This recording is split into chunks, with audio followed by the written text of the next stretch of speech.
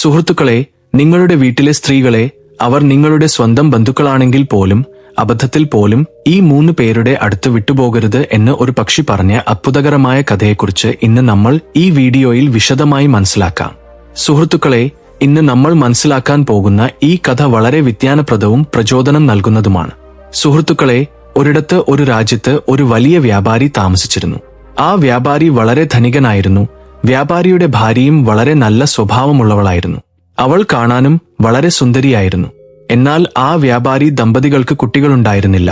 അതുപോലെ വ്യാപാരിക്ക് വീട്ടിൽ ധാരാളം ജോലിക്കാർ ഉണ്ടായിരുന്നു. കാരണം വ്യാപാരി മാസങ്ങളോളം, കൂടുതൽ ദിവസങ്ങളോളം തന്റെ വ്യാപാരത്തിനായി അടുത്ത നഗരങ്ങളിലേക്ക് പോകുമായിരുന്നു. ആ സമയത്ത് വ്യാപാരിയുടെ ഭാര്യയെ സഹായിക്കാൻ അദ്ദേഹം വീട്ടിൽ ധാരാളം ജോലിക്കാരെ നിർത്തിയിരുന്നു.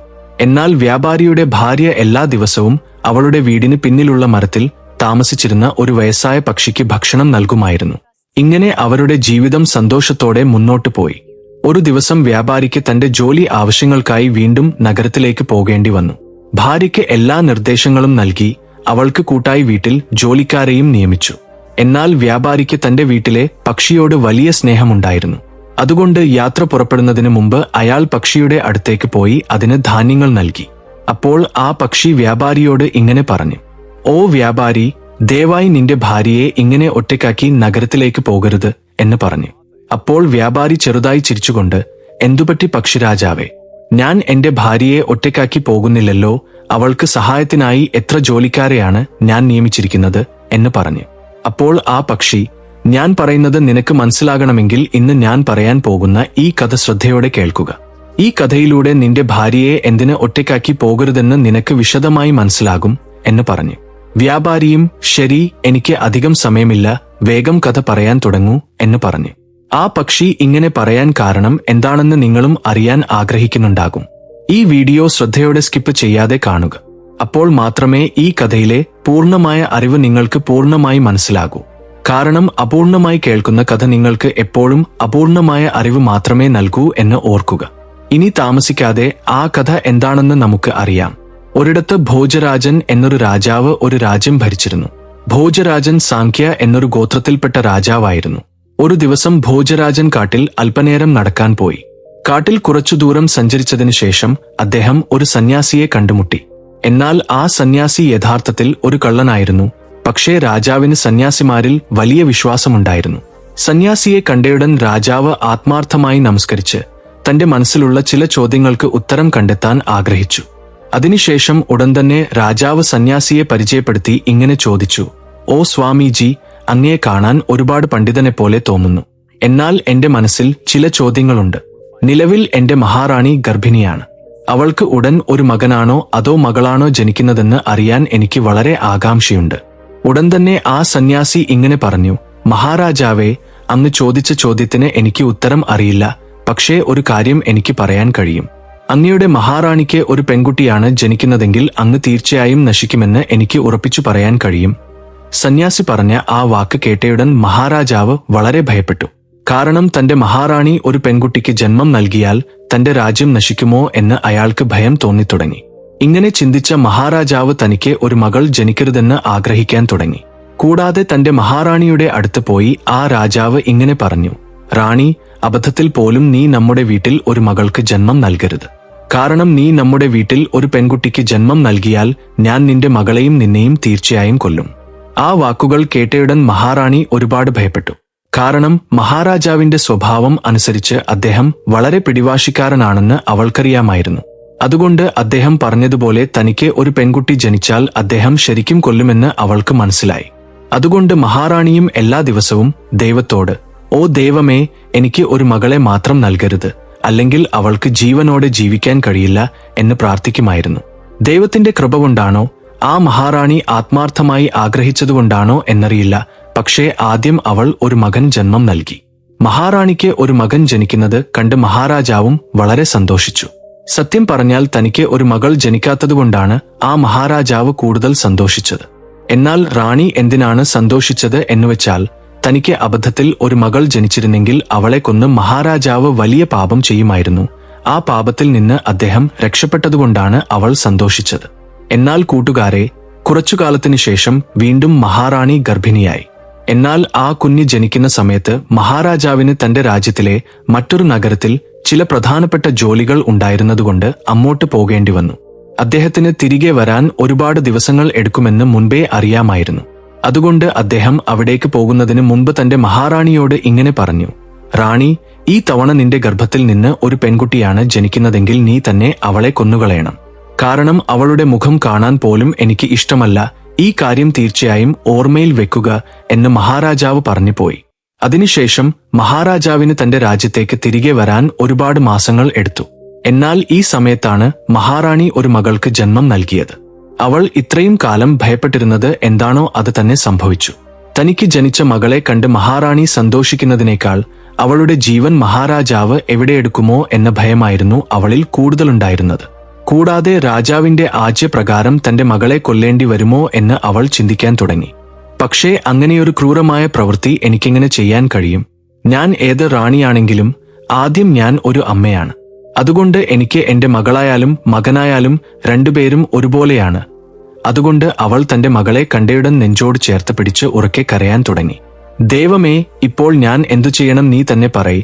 ഈ പരീക്ഷ നീയാണല്ലോ എനിക്ക് നൽകിയത് എന്ന് ദൈവത്തോട് ചോദിച്ചു. തനിക്ക് ജനിച്ചത് മകനാകാം, മകളാകാം, പക്ഷേ ഒരു അമ്മയ്ക്ക് അവരെ എങ്ങനെ കൊല്ലാൻ കഴിയും? മറുവശത്ത് രാജാവിന്റെ ആജ്ഞയും. അതുകൊണ്ട് മഹാറാണി ഒരു വലിയ ആശയക്കുഴപ്പത്തിലായി. ഇതുകേട്ട് മഹാറാണി കരയുന്നത് കണ്ടപ്പോൾ രാജിയുടെ പ്രസവമെടുത്ത ആയ ഇങ്ങനെ ചോദിച്ചു: മഹാറാണി, താങ്കൾക്ക് മഹാലക്ഷ്മിയെപ്പോലൊരു മകൾ ജനിച്ചില്ലേ? ഇത് ശരിക്കും ഭാഗ്യത്തിന്റെ കാര്യമാണ്. എന്നിട്ടും താങ്കൾ എന്തിനാണ് ഇങ്ങനെയിരുന്ന് കരയുന്നത് എന്ന് ചോദിച്ചു. താങ്കൾക്ക് വിരോധമില്ലെങ്കിൽ ഇതിന്റെ കാരണം എന്നോട് പറയൂ. ഉടൻ തന്നെ മഹാറാണി ഇങ്ങനെ പറഞ്ഞു: ഞാൻ നിന്നോട് എന്തു പറയാനാണ്? എന്റെ ജീവിതത്തിൽ സംഭവിക്കരുതെന്ന് ഞാൻ ആഗ്രഹിച്ചത് തന്നെ ഇപ്പോൾ സംഭവിച്ചു. അതിനുശേഷം മഹാറാണി നടന്ന കാര്യങ്ങളെല്ലാം ആയോട് പറഞ്ഞു. തനിക്ക് ഒരു മകൾ ജനിച്ചാൽ അവളെ കൊന്നുകളയാൻ മഹാരാജാവ് എങ്ങനെയാണ് ആജ്ഞാപിച്ചതെന്ന് അവൾ പറഞ്ഞു. ഇനി നീ തന്നെ പറയ് ആയേ, എനിക്ക് ജനിച്ച എന്റെ പൊന്നുമോളെ എന്റെ കൈകൊണ്ട് ഞാൻ എങ്ങനെ കൊല്ലും? ഉടൻ തന്നെ ആയ മഹാറാണിയോട് ഇങ്ങനെ പറഞ്ഞു: മഹാറാണി, താങ്കൾ വിഷമിക്കരുത്, നമുക്കൊരു വഴി കണ്ടെത്താം എന്ന് പറഞ്ഞിട്ട് അവൾ തുടർന്നു: താങ്കൾ മഹാരാജാവിനോട് താങ്കൾക്ക് ജനിച്ച മകളെ കൊന്നുകളയാൻ ആജ്ഞാപിച്ചതായി പറയുക. അതിനുശേഷം ഞാൻ എല്ലാവരുടെയും മുന്നിൽ വെച്ച് താങ്കളുടെ മകളെ കൊന്നതായി അഭിനയിക്കും. പക്ഷേ ഞാൻ അവളെ ശരിക്കും കൊല്ലില്ല. അങ്ങനെ അഭിനയിച്ച് അതിനുശേഷം അവളെ രഹസ്യമായി എന്നോടൊപ്പം കൊണ്ടുപോയി ഞാൻ വളർത്തും. ആരെങ്കിലും ചോദിച്ചാൽ ഈ കുട്ടി എന്റെ അനന്തരവളാണെന്ന് ഞാൻ പറയും. ഇതുവഴി താങ്കളുടെ കുഞ്ഞിന്റെ ജീവൻ രക്ഷിക്കാമല്ലോ. അതുപോലെ മഹാരാജാവിന്റെ കണ്ണിൽ നിന്നും ഈ കുട്ടി രക്ഷപ്പെട്ട് ജീവനോടെയിരിക്കും. ഇവളുടെ വളർത്തലിനെക്കുറിച്ച് താങ്കൾ ഒട്ടും വിഷമിക്കരുത്. കാരണം അവളെ എന്റെ സ്വന്തം മകളെപ്പോലെ സ്നേഹത്തോടെ ഞാൻ വളർത്തും. ആ ആയയുടെ വാക്കുകൾ കേട്ടപ്പോൾ മഹാറാണിക്ക് വളരെ സന്തോഷം തോന്നി. അവൾ ഇങ്ങനെ ചിന്തിച്ചു: എനിക്ക് എന്റെ മകളെ കാണാൻ കഴിഞ്ഞില്ലെങ്കിലും സാരമില്ല, അവൾ എവിടെയെങ്കിലും ജീവനോടെയുണ്ടല്ലോ. ദുഃഖം നിറഞ്ഞ ഹൃദയത്തോടെ മഹാറാണി തന്റെ മകളെ ആയക്ക് നൽകി. അതുപോലെ തന്റെ മകളെ വളർത്തുന്നതിനായി ആ ആയക്ക് തന്റെ കയ്യിലുണ്ടായിരുന്ന ചില വിലയേറിയ ആഭരണങ്ങളും നൽകി. അതിനുശേഷം മഹാറാണി ആയോട് ഇങ്ങനെ പറഞ്ഞു: ഓ ആയേ, താങ്കളുടെ ഉപകാരം എന്റെ ജീവിതകാലം മുഴുവൻ എനിക്ക് മറക്കാൻ കഴിയില്ല. താങ്കൾക്ക് ജീവിതത്തിൽ എന്ത് ആവശ്യം വന്നാലും ഞാൻ കൂടെയുണ്ടെന്ന് തീർച്ചയായും ഓർക്കുക. അതുപോലെ താങ്കൾക്ക് പണം ആവശ്യമുള്ളപ്പോഴെല്ലാം ഞാൻ ഏർപ്പാടാക്കും. പക്ഷേ എന്റെ മകളെ സ്നേഹത്തോടെ താങ്കളുടെ സ്വന്തം മകളെപ്പോലെ വളർത്തുക. ദയവായി അവളോട് ഒരിക്കലും അവൾ എന്റെ മകളാണെന്ന് പറയരുത്. ഇങ്ങനെ എല്ലാ നിർദ്ദേശങ്ങളും നൽകിയ ശേഷം മഹാറാണി തന്റെ മകളെ ആയയെ ഏൽപ്പിച്ചു. അതിനുശേഷം മന്ത്രവാദിനി പെൺകുട്ടിയെ കൊണ്ടുപോയി കൊന്നുവെന്ന വാർത്ത സാവധാനം രാജ്യത്തും കൊട്ടാരത്തിലും പ്രചരിച്ചു. കൂടാതെ കുഞ്ഞിനെ മണ്ണിൽ കുഴിച്ചിട്ടുവെന്ന ഒരു വ്യാജവാർത്തയും അവർ പ്രചരിപ്പിച്ചു. ഇതോടെ എല്ലാവരും കുഞ്ഞ് മരിച്ചുവെന്ന് വിശ്വസിച്ചു. എന്നാൽ സുഹൃത്തുക്കളെ, യഥാർത്ഥത്തിൽ അവിടെ സംഭവിച്ചത് എന്തെന്നാൽ അവളെ കൊണ്ടുപോയതിനു ശേഷം മന്ത്രവാദിനി പെൺകുട്ടിയെ വളരെ സ്നേഹത്തോടെ വളർത്താൻ തുടങ്ങി. എന്നാൽ കുറച്ചു ദിവസങ്ങൾക്കു ശേഷം മഹാരാജാവ് തന്റെ കൊട്ടാരത്തിലേക്ക് തിരിച്ചെത്തി. ആ സമയത്ത് മഹാറാണി മഹാരാജാവിനോട് അതേ കാര്യം പറഞ്ഞു. നിങ്ങൾ പോയതിനു ശേഷം എനിക്കൊരു മകൾ ജനിച്ചുവെന്നും നിങ്ങളുടെ ആജ്ഞപ്രകാരം ആ മകളെ കൊല്ലാൻ ആജ്ഞാപിച്ചുവെന്നും അതിനുശേഷം അവളെ മണ്ണിൽ കുഴിച്ചിട്ടുവെന്നും അവർ പറഞ്ഞു. മഹാറാണിയുടെ വാക്കുകൾ കേട്ടതിനുശേഷം മഹാരാജാവ് വളരെയധികം സന്തോഷിച്ചു. മറുവശത്ത് മന്ത്രവാദിനി പെൺകുട്ടിയെ തന്റെ അനന്തരവളാണെന്ന് പറഞ്ഞ് വളരെ സ്നേഹത്തോടെ വളർത്തിക്കൊണ്ടിരുന്നു. മഹാറാണിക്ക് പെൺകുട്ടിയെ കാണണമെന്ന് തോന്നുമ്പോഴെല്ലാം മന്ത്രവാദിനി അവളെ കൊട്ടാരത്തിലേക്ക് കൊണ്ടുപോയിരുന്നു. പെൺകുട്ടിയെ കണ്ടപ്പോൾ മഹാറാണിക്ക് തന്റെ മാതൃസ്നേഹം വീണ്ടും ഉണർന്നു. എന്നാൽ തന്റെ മകൾ സന്തോഷത്തോടെ ഇരിക്കുന്നത് കണ്ട് മഹാറാണി മനസ്സിൽ വളരെയധികം സന്തോഷിച്ചു. അതുകൊണ്ടാണ് മന്ത്രവാദിനി വരുമ്പോഴെല്ലാം അവൾക്ക് ആഭരണങ്ങളും വസ്ത്രങ്ങളും ധാരാളം പണവും സന്തോഷത്തോടെ നൽകിയിരുന്നത്. മറുവശത്ത് മഹാറാണിയുടെ ആജ്ഞപ്രകാരം മന്ത്രവാദിനി മഹാറാണിയുടെ മകളെ വളർത്തുന്നതിൽ ഒരു കുറവും വരുത്തിയില്ല. അങ്ങനെ അവൾ സാവധാനം വളർന്നു വലുതായി. ക്രമേണ അവൾ വളർന്ന് പ്രായപൂർത്തിയായി. എന്നാൽ അവൾ ഒരു കൊട്ടാരത്തിലല്ല, ഒരു ദരിദ്രയായ മന്ത്രവാദിനിയുടെ വീട്ടിലാണ് വളർന്നത്. എന്നിരുന്നാലും ആ പെൺകുട്ടിയെ കാണാൻ ഒരു സുന്ദരിയായ രാജകുമാരിയെ പോലെയായിരുന്നു. പെൺകുട്ടി വളർന്ന് കുറച്ചു പ്രായമായപ്പോൾ അവൾ അന്നുമുതൽ മന്ത്രവാദിനിയോടൊപ്പം കൊട്ടാരത്തിലേക്ക് പോകുന്നത് നിർത്തി. പെൺകുട്ടി ദിവസം മുഴുവൻ മന്ത്രവാദിനിയുടെ വീട്ടിൽ തന്നെയായിരുന്നു. എന്നാൽ സുഹൃത്തുക്കളെ, ഒരു ദിവസം മഹാരാജാവ് തന്റെ നഗരം ചുറ്റി സഞ്ചരിക്കുകയായിരുന്നു. അദ്ദേഹത്തിന്റെ രഥം ഈ മന്ത്രവാദിനിയുടെ വീടിന് മുന്നിലൂടെ കടന്നുപോകുമ്പോൾ പെൺകുട്ടി തന്റെ വീടിന്റെ മേൽക്കൂരയിൽ നിന്ന് തല കഴുകി നനഞ്ഞ മുടി ഉണക്കുകയായിരുന്നു. എന്നാൽ അപ്പോൾ അവൾ കൂടുതൽ സുന്ദരിയായിരുന്നു. ആനപ്പുറത്ത് കയറി അതുവഴി പോവുകയായിരുന്ന ഭോജരാജാവ് പെട്ടെന്ന് അവളെ നോക്കിയപ്പോൾ ആ പെൺകുട്ടിയെ കണ്ടയുടൻ അവളുടെ സൗന്ദര്യത്തിൽ മഹാരാജാവ് മയങ്ങിപ്പോയി. സത്യം പറഞ്ഞാൽ അവളുടെ സൗന്ദര്യത്തിൽ അദ്ദേഹം മോഹിതനായി. ഉടൻ തന്നെ മഹാരാജാവ് തന്റെ അരികിലിരുന്ന മഹാമന്ത്രിയോട് ഇങ്ങനെ ചോദിച്ചു: മഹാമന്ത്രി, രാജകുമാരിയെപ്പോലെ തോന്നിക്കുന്ന ഈ പെൺകുട്ടി ആരാണ്? അവളുടെ രൂപം കണ്ടയുടൻ ഞാൻ വളരെയധികം ആകർഷിക്കപ്പെട്ടു. യഥാർത്ഥത്തിൽ ഇവൾ ആരാണ്? എത്രയും പെട്ടെന്ന് ഇവളെക്കുറിച്ച് അറിഞ്ഞ് എന്നോട് പറയുക. അപ്പോൾ മഹാമന്ത്രിയും അവളെക്കുറിച്ചുള്ള എല്ലാ വിവരങ്ങളും അറിഞ്ഞ് മഹാരാജാവിനോട് പറഞ്ഞു: മഹാരാജാവേ, ആ പെൺകുട്ടി ഒരു വൃദ്ധയുടെ മരുമകളാണ്. പെൺകുട്ടിയെക്കുറിച്ച് അറിഞ്ഞതിനു ശേഷം മഹാരാജാവിന് രാത്രി മുഴുവൻ ഉറക്കം വന്നില്ല. വീണ്ടും വീണ്ടും ആ പെൺകുട്ടിയുടെ മുഖം മഹാരാജാവിന്റെ കണ്ണുകൾക്ക് മുന്നിൽ തെളിഞ്ഞു വന്നു.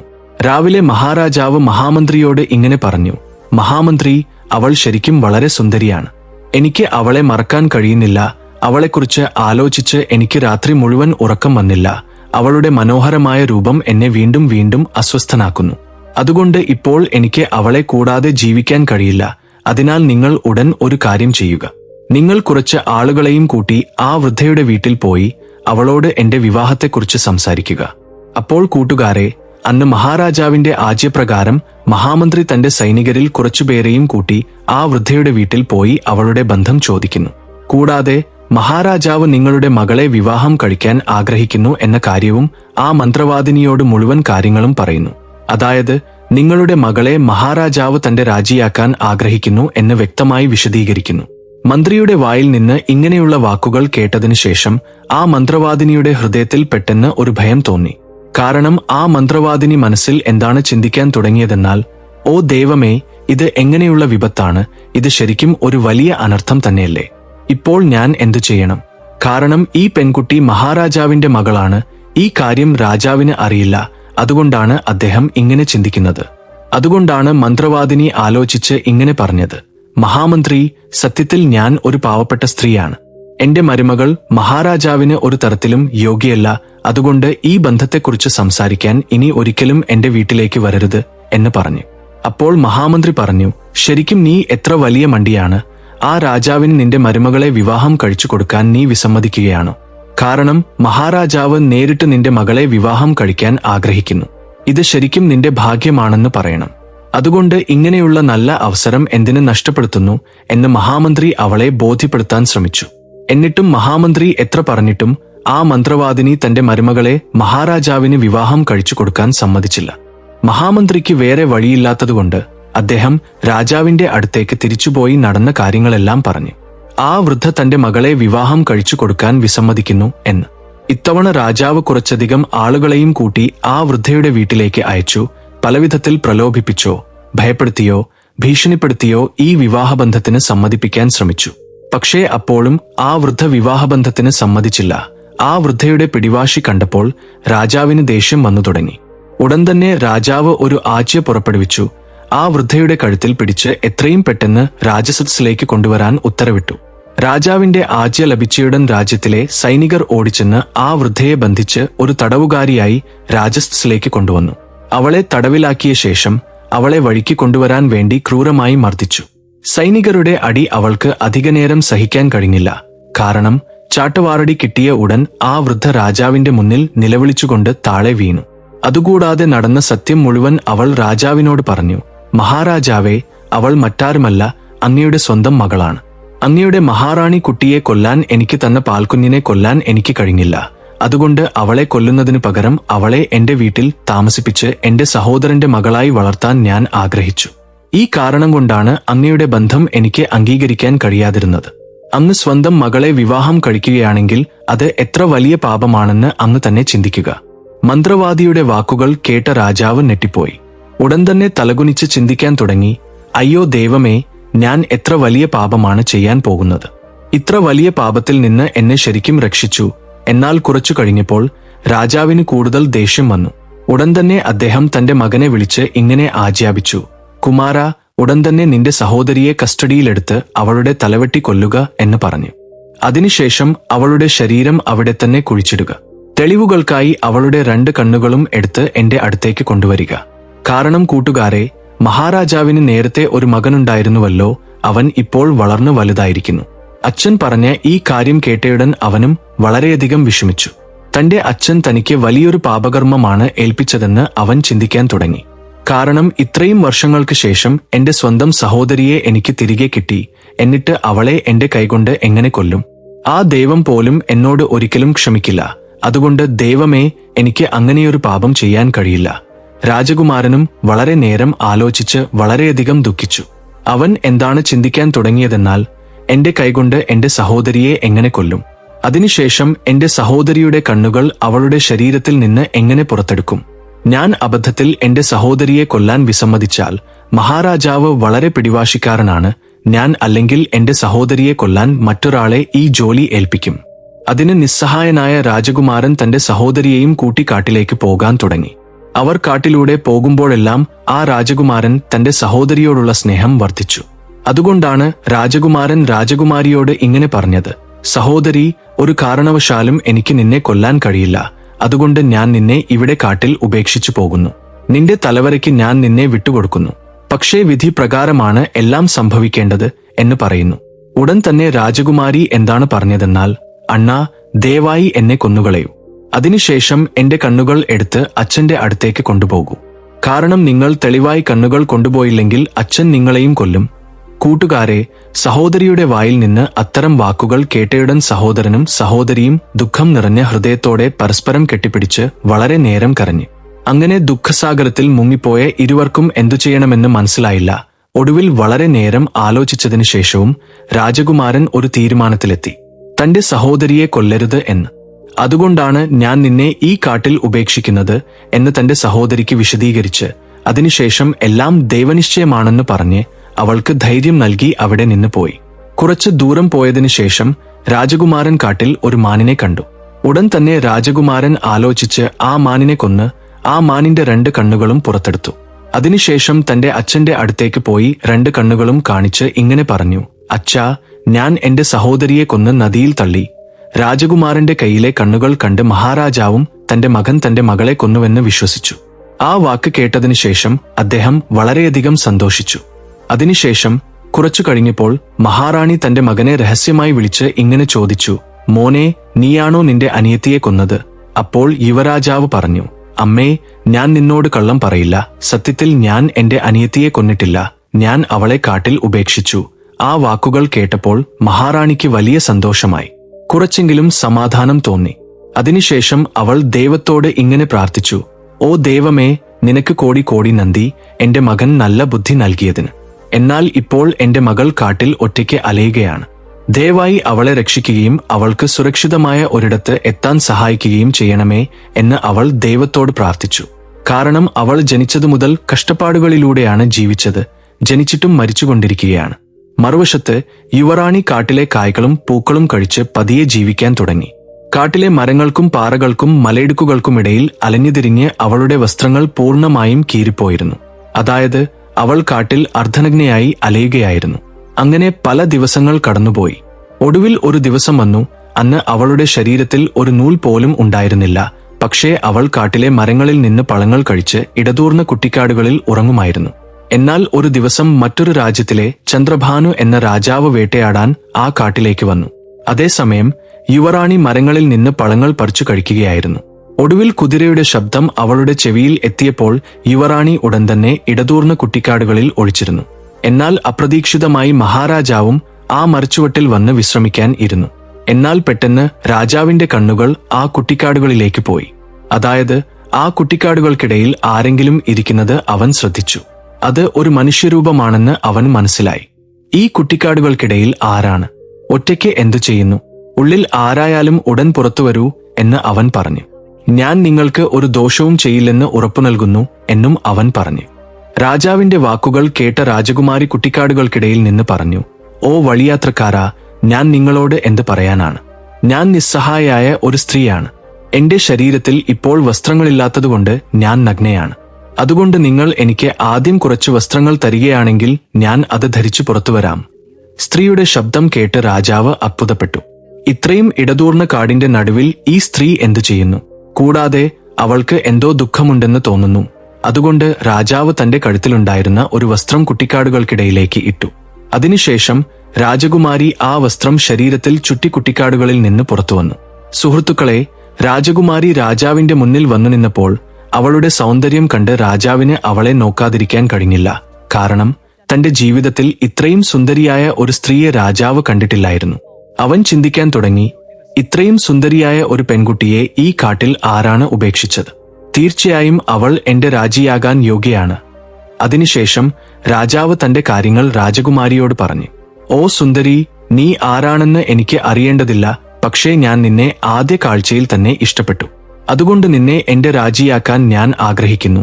രാജാവിന്റെ വാക്കുകൾ കേട്ട രാജകുമാരിയും അദ്ദേഹത്തിന്റെ ഭാര്യയാകാൻ സമ്മതിച്ചു. കാരണം കടലിൽ മുങ്ങിക്കൊണ്ടിരിക്കുന്നവർക്ക് ഒരു ചെറിയ കമ്പ് കിട്ടിയാൽ പോലും അത് അവർക്ക് വലിയ സഹായമായിരിക്കും. എന്നാൽ ഇവിടെ അവളെ വിവാഹം കഴിക്കാൻ ആഗ്രഹിക്കുന്നത് ഒരു രാജകുമാരനാണ്. അതുകൊണ്ടാണ് അവൾ സമ്മതിച്ചത്. അതിനുശേഷം രാജകുമാരൻ പെൺകുട്ടിയെ തന്റെ കുതിരപ്പുറത്ത് കയറ്റി തന്റെ രാജ്യത്തേക്ക് കൊണ്ടുപോയി. എന്നാൽ ആദ്യം അവൻ രാജകുമാരിയെ തന്റെ പിതാവിന്റെ കാലത്ത് ജോലി ചെയ്തിരുന്ന പഴയ മന്ത്രിയുടെ വീട്ടിലേക്ക് കൊണ്ടുപോയി. കാരണം രാജകുമാരൻ കുട്ടിക്കാലം മുതൽ ആ മന്ത്രിയെ അമ്മാവൻ എന്ന് വിളിച്ചിരുന്നു. അതുകൊണ്ട് അമ്മാവ, ഈ പെൺകുട്ടിയെ നിങ്ങൾക്ക് അറിയില്ലെന്ന് കരുതുക.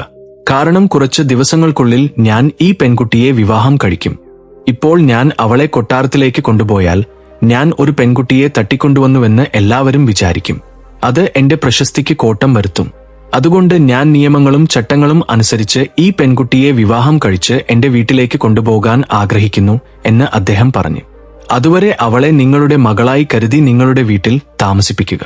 നാളെ ഞാൻ എല്ലാവരുമായി നിങ്ങളുടെ വീട്ടിൽ വന്ന് നിങ്ങളുടെ മകളെ വിവാഹം കഴിക്കാൻ ചോദിക്കും. അതിനുശേഷം അവളെ വിവാഹം കഴിച്ച് എന്റെ വീട്ടിലേക്ക് കൊണ്ടുപോകും. മന്ത്രിയും, യുവരാജാവേ, ഈ പെൺകുട്ടി നിങ്ങളുടേതാണ്. നിങ്ങൾക്ക് ഇഷ്ടമുള്ളപ്പോൾ വന്ന് അവളെ വിവാഹം കഴിക്കാം.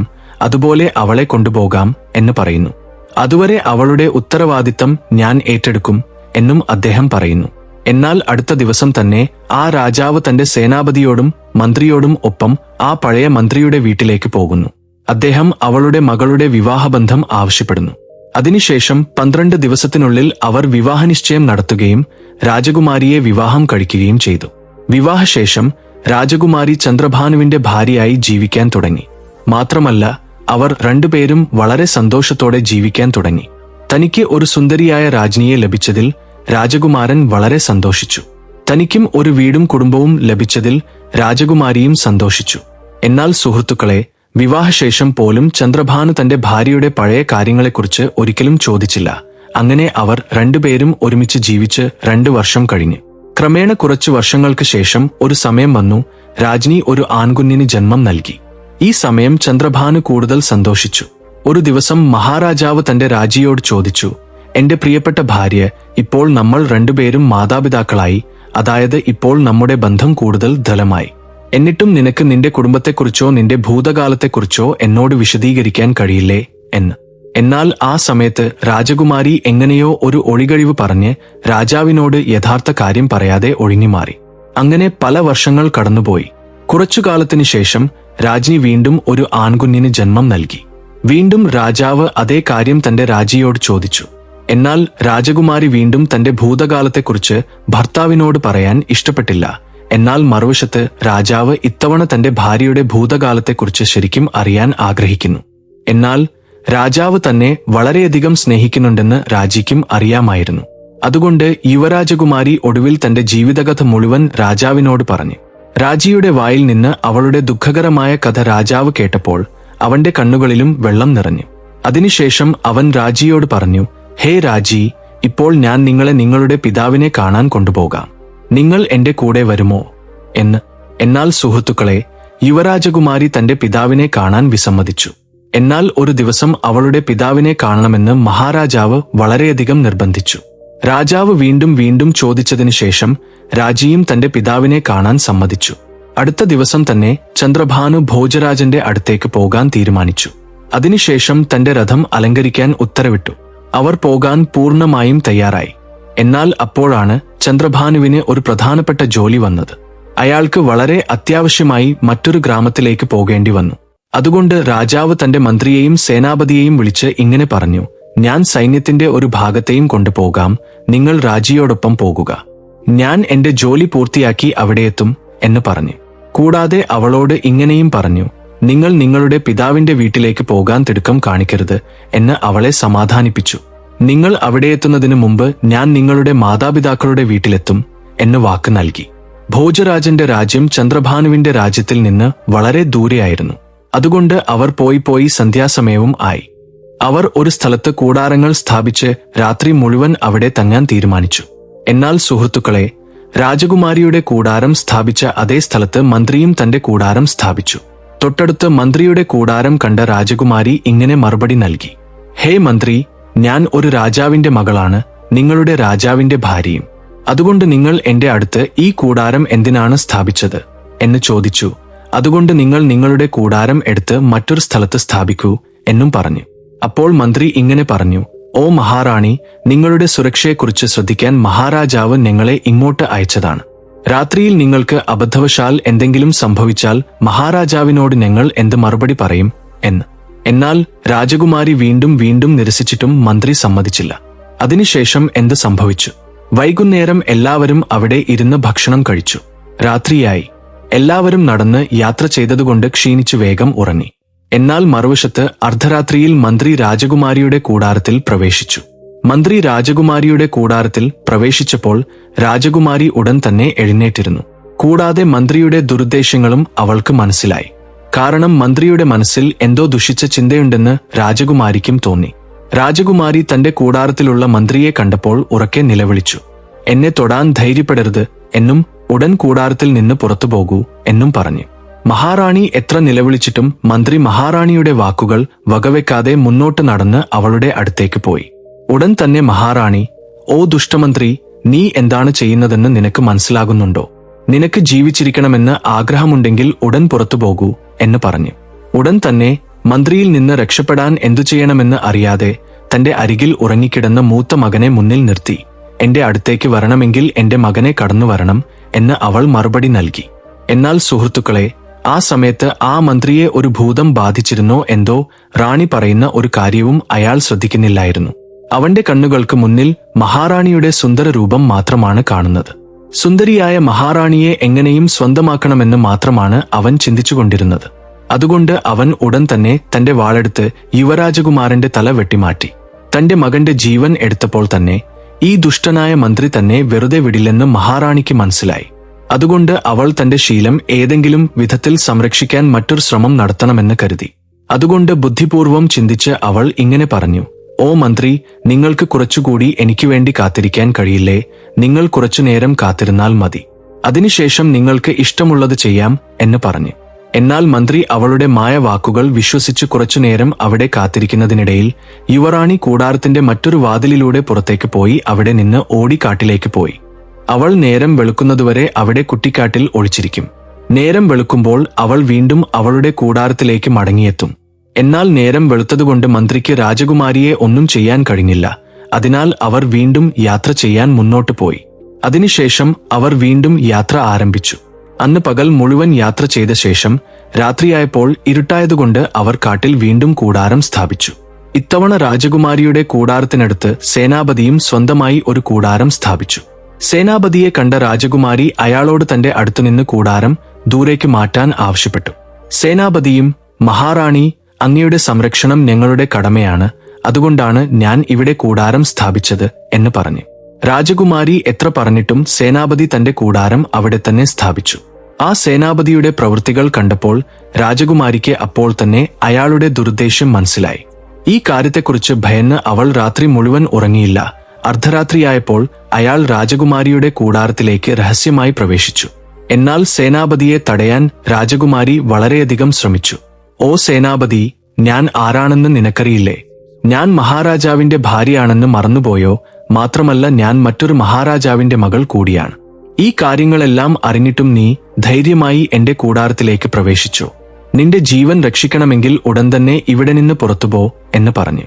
എന്നാൽ സുഹൃത്തുക്കളെ, ദുഷ്ടനായ സേനാപതി രാജകുമാരിയുടെ വാക്കുകൾ എങ്ങനെ കേൾക്കും? അവന്റെ മനസ്സിലും കാമം നിറഞ്ഞിരുന്നു. അവൻ തന്റെ കാമവാഞ്ചകളാൽ ഭാര്യയുടെ വ്യത്യാസങ്ങൾ മറന്ന് രാജകുമാരി എത്ര അപേക്ഷിച്ചിട്ടും അവളുടെ വാക്ക് കേൾക്കാതെ മുന്നോട്ട് പോവുകയായിരുന്നു. അവൾക്കരികിലെത്തിയപ്പോൾ രാജകുമാരി തന്റെ ചെറിയ മകനെ അവന്റെ മുന്നിൽ നിർത്തി. "നീ എന്നെ കടന്നുപോകണമെങ്കിൽ എന്റെ ചെറിയ മകന്റെ പേരിൽ സത്യം. ഇവൻ എന്തെങ്കിലും സംഭവിച്ചാൽ മഹാരാജാവ് നിന്റെ ജീവൻ എടുക്കുമെന്ന് ഓർമ്മിക്കുക" എന്ന് പറഞ്ഞു. എന്നാൽ ഉടൻ തന്നെ സേനാപതി തന്റെ വാളെടുത്ത് ഒരു നിമിഷം പോലും ആലോചിക്കാതെ രാജകുമാരന്റെ തല വെട്ടിമാറ്റി. അങ്ങനെ രാജകുമാരിയുടെ രണ്ടാമത്തെ മകന്റെ ജീവനും നഷ്ടപ്പെട്ടു. അതിനുശേഷം രാജകുമാരി വീണ്ടും, "സേനാപതി, ഞാൻ നിന്റെ ആഗ്രഹം നിറവേറ്റാം. പക്ഷേ കുറച്ചുനേരം കാത്തിരിക്കുക" എന്ന് പറഞ്ഞ് വീണ്ടും തന്റെ കൂടാരത്തിൽ നിന്ന് കാട്ടിലേക്ക് ഓടിപ്പോകുന്നു. അവിടെ നിന്ന് ഓടിപ്പോകുന്ന രാജകുമാരി വീണ്ടും കാട്ടിലേക്ക് പോകുന്നു. അങ്ങനെ കാടിന്റെ ഉള്ളിലേക്ക് ചെന്നപ്പോൾ അവൾക്ക് ഒരു ആഴമുള്ള നദി കാണാം. അപ്പോഴേക്കും രാജകുമാരി ഇങ്ങനെ തീരുമാനിച്ചിരുന്നു: "എന്റെ കുട്ടികൾ ജീവിച്ചിരിപ്പില്ലെങ്കിൽ ഞാൻ മാത്രം എങ്ങനെ ജീവിക്കും?" അവൾ മരിക്കാൻ തീരുമാനിക്കുകയും നദിയിലേക്ക് ചാടുകയും ചെയ്തു. എന്നാൽ കൂട്ടുകാരെ, നദിയിലെ ഒഴുക്ക് എത്ര വേഗത്തിലായിരുന്നുവെന്ന് വെച്ചാൽ അവളെയും ഒഴുക്കി കൊണ്ടുപോകുന്നു. എന്നാൽ ആ ഒഴുക്കിൽ രാജകുമാരി ഒഴുകി കാട്ടിലെ ഒരു കരയിലെത്തി. രാവിലെയായപ്പോഴേക്കും രാജകുമാരി കിടന്നിരുന്ന കരയിലേക്ക് 2 സന്യാസിമാർ വന്നു. അപ്പോഴാണ് അങ്ങോട്ട് ഒഴുകിയെത്തിയ രാജകുമാരിയെ കണ്ട സന്യാസിമാർ അവളെ വെള്ളത്തിൽ നിന്ന് പുറത്തെടുത്തത്. ബോധം വന്ന രാജകുമാരി താൻ ഇപ്പോഴും ജീവിച്ചിരിപ്പുണ്ടെന്ന് അറിഞ്ഞപ്പോൾ വളരെയധികം സന്തോഷിച്ചു.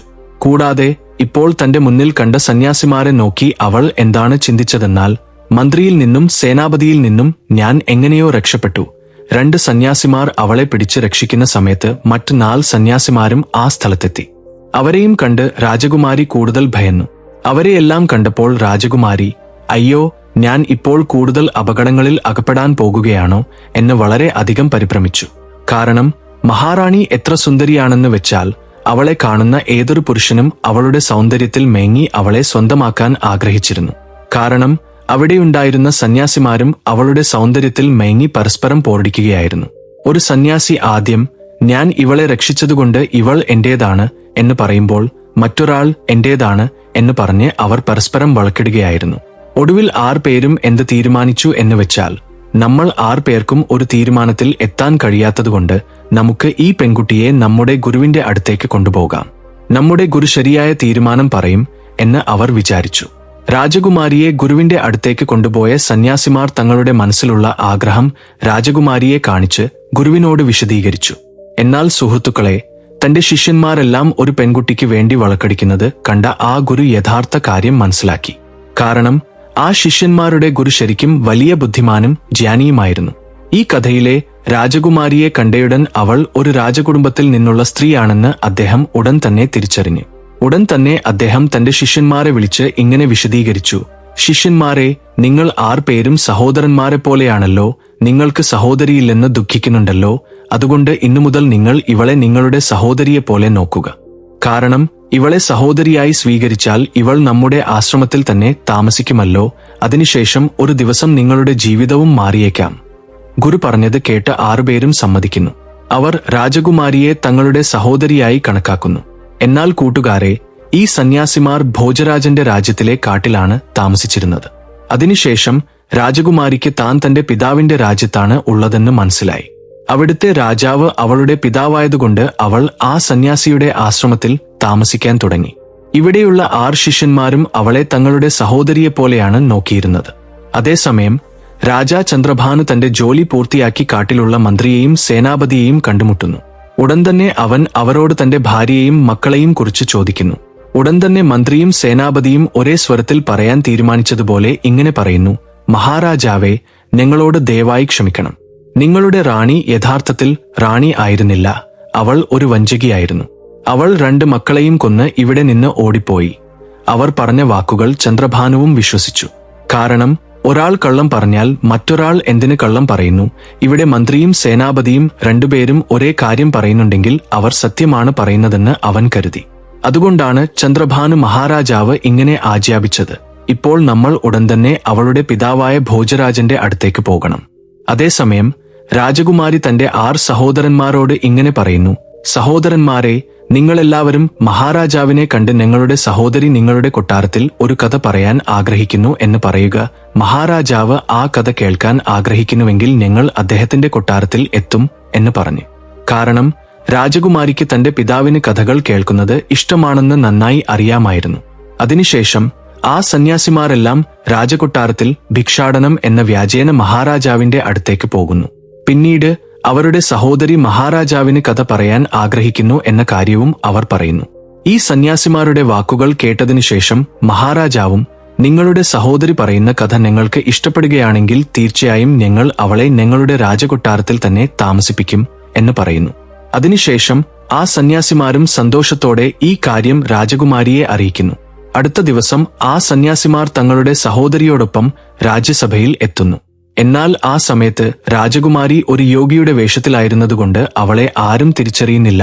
അവൾ രാജ്യസഭയിൽ കഥ പറയാൻ തുടങ്ങിയപ്പോൾ എല്ലാവരും അവൾ പറയുന്ന കഥ വളരെ ശ്രദ്ധയോടെ കേൾക്കാൻ തുടങ്ങി.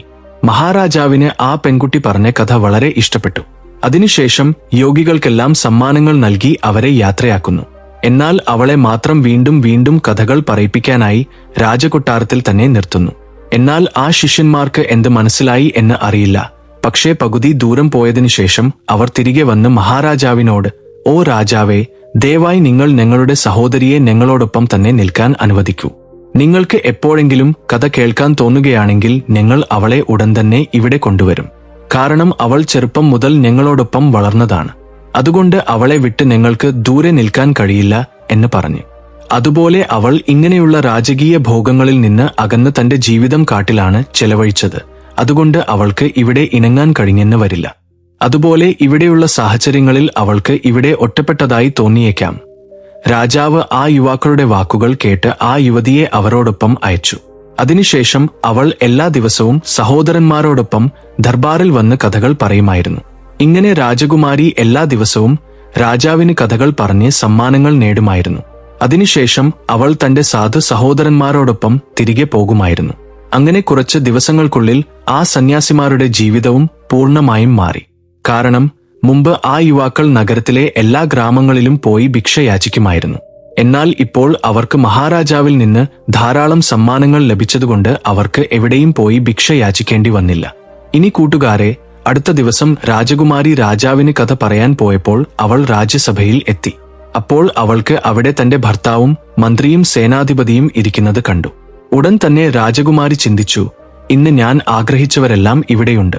അതുകൊണ്ട് ഇന്ന് ഞാൻ പറയാൻ പോകുന്ന കഥ ശരിക്കും വളരെ മികച്ചതായിരിക്കും എന്ന്. അതിനുശേഷം രാജകുമാരി ഇരുന്നുകൊണ്ട് തന്റെ പിതാവിനോട് പറഞ്ഞു, മഹാരാജാവേ, ഇന്ന് ഞാൻ നിങ്ങൾക്ക് ഒരു ദുഃഖിതയായ നിർഭാഗ്യവതിയായ ഒരു സ്ത്രീയുടെ കഥ പറയാൻ ആഗ്രഹിക്കുന്നു. എന്നാൽ ഈ കഥ തുടങ്ങുന്നതിന് മുമ്പ് നിങ്ങളിൽ ആർക്കെങ്കിലും എന്തെങ്കിലും പ്രധാനപ്പെട്ട ജോലിയുണ്ടെങ്കിൽ അവർക്ക് ഇപ്പോൾ ഈ രാജ ദർബാർ വിട്ടുപോകാം. കാരണം ഞാൻ കഥ പറയുന്ന സമയത്ത് ആരെങ്കിലും ഇടയ്ക്ക് വെച്ചു പോയാൽ ഞാൻ അപ്പോൾ തന്നെ ഈ കഥ പറയുന്നത് നിർത്തും എന്ന് അവൾ പറയുന്നു. ഉടൻ തന്നെ മഹാരാജാവ്, അമ്മേ, നീ ഉടൻ തന്നെ കഥ പറഞ്ഞു തുടങ്ങൂ. നീ പറഞ്ഞതുപോലെ നീ കഥ പറയുന്ന സമയത്ത് പുറത്തു പോകാൻ ആർക്കും അനുവാദമില്ല എന്ന് പറയുന്നു. അതിനുശേഷം രാജാവും കൊട്ടാരത്തിലെ ഉദ്യോഗസ്ഥരും എല്ലാവരും അവൾ പറയുന്ന കഥ കേൾക്കാൻ തുടങ്ങുന്നു. എന്നാൽ കൂട്ടുകാരെ, ആ സമയത്ത് അവിടെ അവളുടെ ഭർത്താവിനോടൊപ്പം അവളുടെ ഭർത്താവിന് വളരെ വിശ്വസ്തനായ മന്ത്രിയും സേനാധിപതിയും ഉണ്ടായിരുന്നു. അതിനുശേഷം രാജകുമാരി തന്റെ കഥ പറഞ്ഞു തുടങ്ങി. ഓ സഭയിലെ അംഗങ്ങളെ, ഞാൻ പറയാൻ പോകുന്ന കഥ വളരെ ശ്രദ്ധയോടെ കേൾക്കുക. ഒരു രാജ്യത്ത് ഒരു രാജാവ് ഉണ്ടായിരുന്നു. അവൻ വളരെ ക്രൂരനായ രാജാവായിരുന്നു. ആ രാജാവിന് മകളെ ഒട്ടും ഇഷ്ടമായിരുന്നില്ല. എന്നാൽ ഒരു ദിവസം അവൻ ഒരു മകൾ ജനിച്ചപ്പോൾ അതിനുശേഷം അവൻ തന്റെ മകളെ കാട്ടിൽ കൊന്നുകളയാൻ തന്റെ മകനെ ഏൽപ്പിക്കുന്നു. രാജാവ് തന്റെ മകനോട് ഇങ്ങനെയാണ് ആജ്ഞാപിക്കുന്നത്, തന്റെ മകളെ കൊന്നതിനു ശേഷം അവളുടെ കണ്ണുകൾ എടുത്ത് അവനെ കാണിക്കാൻ. അവൾ പറയുന്ന കഥ കേട്ട് ഭോജരാജാവ് ചിന്തിക്കാൻ തുടങ്ങുന്നു, ഇവൾ പറയുന്നത് എന്റെ കഥയല്ലേ? അതുകൊണ്ട് മഹാരാജാവ് വളരെ സന്തോഷത്തോടെ തന്റെ കഴുത്തിലെ ഒരു മുത്തുമാല ആ സന്യാസിമാരുടെ അടുത്തേക്ക് എറിയുന്നു. കൂടാതെ ഈ കഥ അവസാനം വരെ പറയാൻ അവളോട് ആവശ്യപ്പെടുന്നു. കാരണം താൻ ചെയ്തത് എത്ര വലിയ പാപമാണെന്ന് മഹാരാജാവിന് അപ്പോഴേക്കും മനസ്സിലായി പശ്ചാത്തപിക്കുന്നുണ്ടായിരുന്നു. അതിനുശേഷം യുവരാജകുമാരി തന്റെ കഥ തുടർന്നു. ഓ രാജാവേ, അവളെ കൊല്ലാൻ അവളുടെ സഹോദരൻ അവളെ കാട്ടിലേക്ക് കൊണ്ടുപോകുമ്പോൾ ആ സഹോദരൻ അവളെ കൊല്ലാൻ കഴിഞ്ഞില്ല. അവൻ അവളെ കാട്ടിൽ ഉപേക്ഷിച്ച് കൊട്ടാരത്തിലേക്ക് മടങ്ങുന്നു. ഈ കാര്യവും കഥയിൽ കേട്ടപ്പോൾ മഹാരാജാവിന് കൂടുതൽ സന്തോഷം തോന്നി. ഒരുപക്ഷേ എന്റെ മകൾ ഇപ്പോഴും ജീവിച്ചിരിപ്പുണ്ടാകാം എന്ന് ആ രാജാവ് മനസ്സിൽ ചിന്തിക്കാൻ തുടങ്ങി.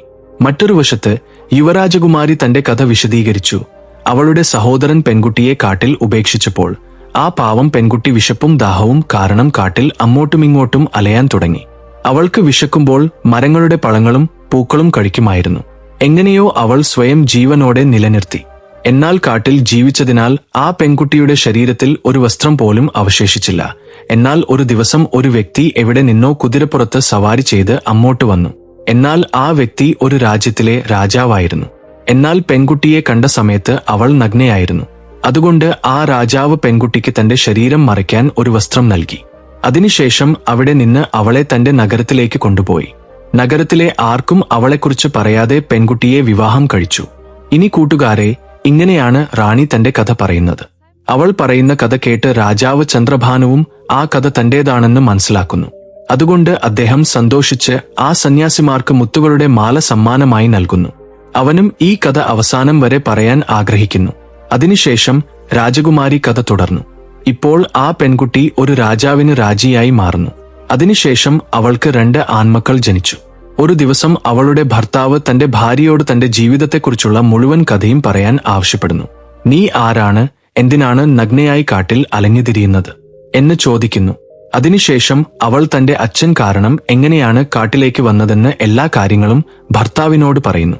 അവളുടെ കഥ കേട്ട ഭർത്താവും വളരെയധികം ദുഃഖിതനാകുന്നു. എന്നാൽ അവളുടെ ഭർത്താവ് വളരെ നല്ലവനായിരുന്നു. കൂടാതെ തന്റെ ഭർത്താവ് തന്റെ ഭാര്യയുടെ അച്ഛൻ ഒരു രാജ്യത്തിലെ രാജാവാണെന്ന് മനസ്സിലാക്കുന്നു. അതുകൊണ്ട് അവളെ തന്റെ അച്ഛൻ പരിചയപ്പെടുത്താൻ അടുത്ത ദിവസം തന്നെ എല്ലാം ഒരുക്കുന്നു. എന്നാൽ അവൻ ഒരു വലിയ തെറ്റ് ചെയ്തു. അവൻ തന്റെ ഭാര്യയെയും മകനെയും രക്ഷിക്കാൻ സ്വയം പോയില്ല. പകരം തന്റെ മന്ത്രിയെയും സേനാധിപതികളെയും കൂട്ടി തന്റെ ഭാര്യയെയും മക്കളെയും അയച്ചു. ഇത് അവന്റെ ജീവിതത്തിലെ ഏറ്റവും വലിയ തെറ്റായിരുന്നു.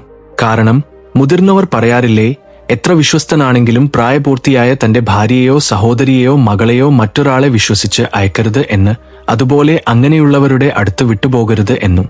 കാരണം അവൻ എത്ര വിശ്വസ്തനാണെങ്കിലും അല്ലെങ്കിലും അവരുടെ മനസ്സിൽ കാമം ആധിപത്യം സ്ഥാപിക്കുമ്പോൾ അവർ എല്ലാ ബന്ധങ്ങളും എല്ലാ വിശ്വാസങ്ങളും തകർക്കും. കാരണം ഒരു സ്ത്രീ എപ്പോഴും പുരുഷന് ആകർഷണത്തിന്റെ കേന്ദ്രബിന്ദു പോലെയാണ്. അതുകൊണ്ടാണ് അവൾ എപ്പോഴെങ്കിലും മറ്റൊരു വ്യക്തിയോടൊപ്പം ഒറ്റയ്ക്ക് പോയാലോ അവിടെ നിന്നാലോ അങ്ങനെയുള്ളവരുടെ മനസ്സിൽ അവളോട് കാമവികാരങ്ങൾ ഉണ്ടാകാൻ സാധ്യതയുണ്ട്. അതുകൊണ്ട് ഒരിക്കലും അബദ്ധത്തിൽ പോലും നിങ്ങളുടെ സഹോദരിയെയോ മകളെയോ മറ്റൊരാളുടെ വീട്ടിൽ വിട്ടുപോകരുത്. പ്രത്യേകിച്ച് പെൺകുട്ടി പ്രായപൂർത്തിയായവളോ കൂടുതൽ സുന്ദരിയോ ഒറ്റയ്ക്കായിരിക്കുമ്പോൾ തീരെ വിട്ടുപോകരുത്. കാരണം സ്ത്രീയെ സമ്പത്തും ജ്ഞാനവുമുള്ളവനാണ് സ്വന്തമാക്കുന്നതെന്ന് പറയാറില്ലേ. ഇങ്ങനെയാണ് രാജകുമാരി ഭോജരാജന്റെ കൊട്ടാരത്തിൽ തന്റെ കഥ വിവരിക്കുന്നത്. രാജാവായ ഭോജരാജനും ചന്ദ്രഭാനുവും ആ കഥ വളരെ ശ്രദ്ധയോടെ കേൾക്കുകയായിരുന്നു. കാരണം ചന്ദ്രഭാനുവും തന്റെ ഭാര്യയെയും മക്കളെയും മന്ത്രിയോടും സൈന്യാധിപനോടും കൂടിയാണ് അയച്ചത്. അവരുടെ യാത്രയും വളരെ ദീർഘമായിരുന്നു. വഴിയിൽ സൂര്യൻ അസ്തമിച്ചപ്പോൾ അവർ അവിടെ തന്നെ തങ്ങാൻ തീരുമാനിച്ചു. മഹാറാണിയുടെ കൂടാരത്തിനടുത്ത് മന്ത്രി തന്റെ കൂടാരവും സ്ഥാപിച്ചു. എന്നാൽ റാണി ആ കാര്യത്തെ ശക്തമായി എതിർത്തെങ്കിലും മന്ത്രി അവളുടെ വാക്ക് അംഗീകരിച്ചില്ല. കൂടാതെ രാത്രിയിൽ മന്ത്രി രാജകുമാരിയോട് മോശമായി പെരുമാറാൻ തീരുമാനിച്ചു. എന്നാൽ രാജകുമാരി ആവർത്തിച്ച് അപേക്ഷിച്ചിട്ടും ദുഷ്ടനായ മന്ത്രി അവളുടെ വാക്കുകൾ അംഗീകരിച്ചില്ല. കൂടാതെ അവൻ രാജാവിന്റെ മൂത്ത മകനെയും കൊന്നു. രാജകുമാരനെ കൊന്ന സമയത്ത് റാണി തന്റെ ധർമ്മം കാത്തുസൂക്ഷിക്കാൻ രാജകുമാരൻ മരിച്ചതിനു ശേഷവും മന്ത്രിയോട് ഒരു ഒഴികഴിവ് പറഞ്ഞ് കാട്ടിലേക്ക് ഓടിപ്പോയി. അതിനുശേഷം അവൾ രാത്രി മുഴുവൻ കാട്ടിൽ ചെലവഴിച്ച് എങ്ങനെയോ തന്റെ പതിവ്രതാ ധർമ്മം കാത്തുസൂക്ഷിച്ചു.